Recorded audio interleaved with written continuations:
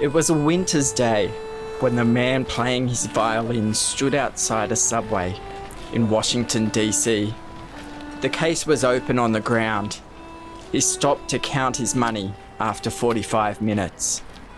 Commuters had dropped in $32.17. The man's name was Joshua Bell. The crowd rushing past never realised he was one of the world's finest violinists. He normally played in front of sellout crowds paying $100 a ticket. Nor did they notice the music came from his 1713 Stradivarius violin.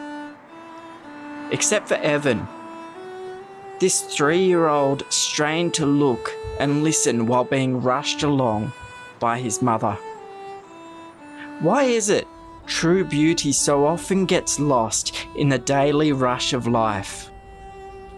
Why is it so few are able to hear the music that others pass so quickly by?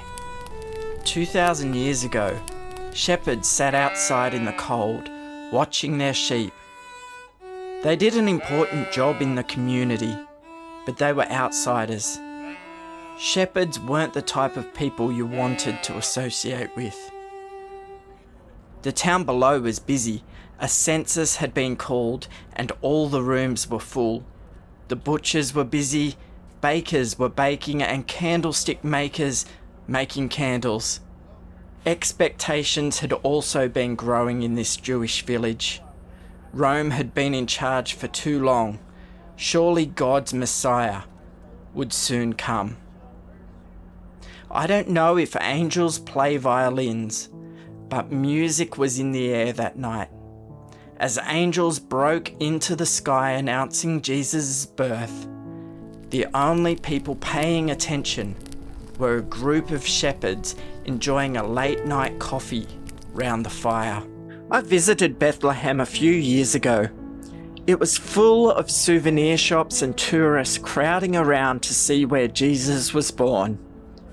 I started taking photos to share with my family and friends.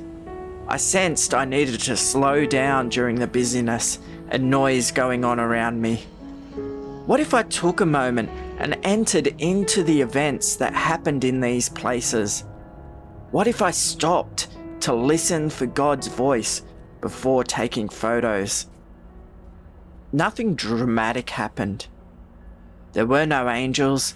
No one was struck by lightning. No amazing resurrections. But I did sense God's presence. Isn't this what Christmas is all about? When we push past all the presents, the parties and the merrymaking, aren't we left with the fact that in Jesus, God became human? God joined us. It's why those who first wrote about him used the word Emmanuel. It means God is with us. In the same way, no one took notice of Joshua Bell playing his violin. Maybe you miss where God is with you in your daily life. Do you rush through life too busy to hear the music Jesus is playing? Or are you like Evan, the child who caught the rhythm and played along?